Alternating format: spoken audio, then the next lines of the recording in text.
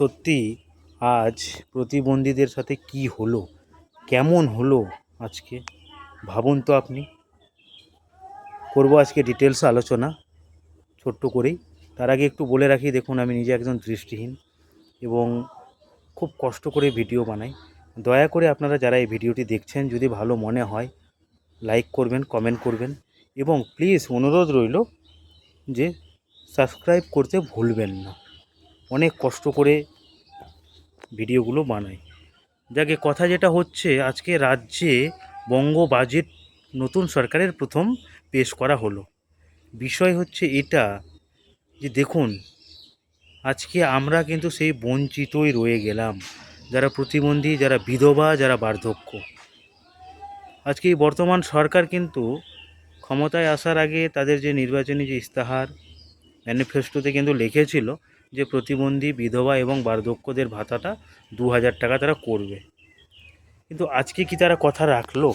সত্যি আজকে আমাদের সমাজ, রাষ্ট্র কি মনে করে, কি ভাবে?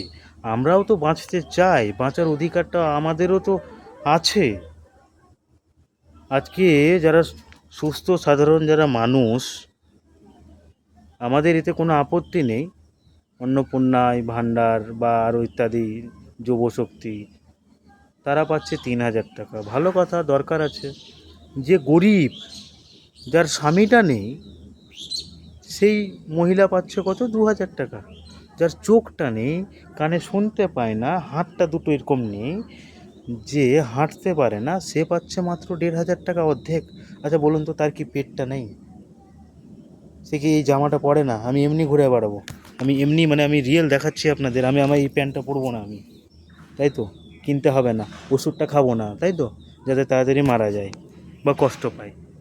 তাহলে আজকে আপনারা বলুন, এটা কেমন হচ্ছে? এটাই কি সবার উন্নতি? আজকে এটাই কি সবার বিকাশ? সবাইকে নিয়ে কি এটাই এগিয়ে যাওয়া? আজকে আমরা কিন্তু শুধু আশা করিনি, আমরা বহুদিন থেকে, গত যে সরকার ছিল, আগের সরকার, তো তারা তখন থেকে আমরা কিন্তু পশ্চিমবঙ্গ প্রতিবন্ধী ঐক্য মঞ্চ সহ আরও একাধিক সংগঠন কিন্তু নিজেদের মতো করে তাদের দাবি দাবা সরকারের কাছে রেখেছে। অনেক আন্দোলন হয়েছে, আপনারা জানেন। 2000 এর আগের এই বছরই তো 2026-এর মার্চে 5 তারিখে রাসবিহারী অ্যাভিনিউতে একটা বড় জমায়েতও হয়েছিল।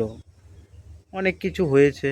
অ্যাপ্লিকেশন তো বিভিন্ন সংগঠন কতবার দিয়েছে তার কোনো হিসাব নেই। আজকে আমাদের কথা কোনো গুরুত্বই দেওয়া হলো না বাজেটে। সুতরাং আমাদের কিন্তু একজোট না হলে হবে না। আমি এটাও বলি, আপনাদের অনুরোধ করি, যারা ভিডিওটা দেখছেন, এতক্ষণ অবধি দেখলেন, প্লিজ একটু বেশি করে শেয়ার করবেন। এই কারণে আমরা ইমিডিয়েট, মানে এই যে 6 তারিখ যে যে বাজেটগুলো পেশ হয়েছে সেগুলো পাস হবে 6 তারিখে আগামী মাসের, মানে জুলাইয়ের। তো তার আগেই আমরা বড় কিছু একটা সিদ্ধান্তে পৌঁছাচ্ছি, অর্থাৎ বড় একটা জমায়েত কলকাতার মতো মেট্রো সিটিতে কোনো একটি ভালো প্লেসে করতে যাচ্ছি। সেখানে কিন্তু বিপুল পরিমাণে প্রতিবন্ধী এবং অন্যান্য সাধারণ মানুষের সহযোগিতা প্রত্যক্ষ প্রয়োজন। সুতরাং আপনাকে অনুরোধ করব, প্রতিবন্ধী সমাজের কথা ভেবে এই ভিডিওটি একটু বেশি পরিমাণে শেয়ার করবেন, যাতে আমরা এই যে 1500 টাকা যেটা করেছে সরকার, এটা যাতে বাড়াতে আমরা বাধ্য করতে পারি। সেরকম একটা পরিস্থিতির সৃষ্টি না করতে পারলে আমাদের কিন্তু এইভাবেই দিন কাটাতে হবে।